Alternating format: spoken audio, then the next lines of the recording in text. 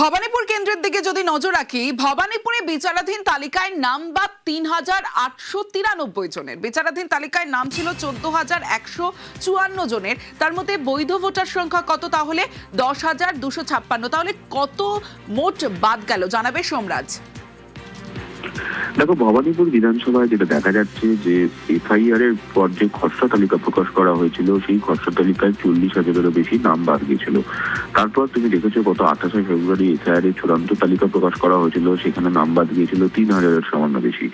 আর এবারে যেটা দেখা গেল যে ভবানীপুরের বিধানসভায় যে আন্ডার অ্যাডজুডিকেশন, সেই আন্ডার অ্যাডজুডিকেশনে ছিল ১৪,১৫৪ জনের নাম। তার মধ্য থেকে বাদ পড়লো ৩,৮৯৩ জনের নাম। অর্থাৎ ভবানীপুর বিধানসভায় মোট বাদ পড়লো ৫১,০২২ জনের নাম বাদ। অর্থাৎ ভবানীপুর বিধানসভায় বাদ পড়েছে বর্তমানে ৫১,০২২ জনের নাম। এর আগে এসআইআর এর যখন খসড়া তালিকা প্রকাশ করা হয়েছিল, তখন দেখা গিয়েছিল বাদ পড়েছিল ৪০,০০০-এরও বেশি। অর্থাৎ সার্বিকভাবে এসআইআর এর খসড়া তালিকা, তারপর গত ২৮শে ফেব্রুয়ারি চূড়ান্ত ভোটার তালিকা এবং তারপর আন্ডার অ্যাডজুডিকেশনে থাকার পর যে তালিকা দেখা যাচ্ছে, তাতে দেখা যাচ্ছে সব মিলিয়ে ৫১,০০০-এরও বেশি নাম বাদ ভবানীপুর বিধানসভা থেকে পড়েছে।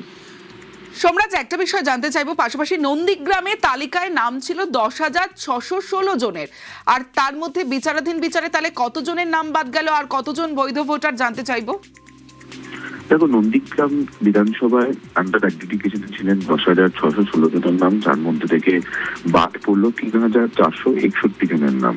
অর্থাৎ নন্দীগ্রাম বিধানসভায় বর্তমানে আন্ডার অ্যাডজুডিকেশনে থাকা ভোটারদের মধ্যে থেকে বৈধ ভোটার তালিকায় যুক্ত হলেন ৭,১৫৪ জন। আর নন্দীগ্রাম বিধানসভায় এর আগে এসআইআর এর যে খসড়া তালিকা প্রকাশ করা হয়েছিল, তারপরে গত ২৮শে ফেব্রুয়ারি যে ভোটার তালিকা প্রকাশ করা হয়েছিল এবং যে আন্ডার অ্যাডজুডিকেশনের তালিকা, এই তিনটি তালিকা মিলিয়ে নন্দীগ্রাম বিধানসভা থেকে বাদ পড়লো ১৪,৪৫৭ জন ভোটার। তেমনটাই এখনো পর্যন্ত কমিশনের তরফে পরিসংখ্যানে উঠে আসছে। সঙ্গে থাকো সোমরাজ।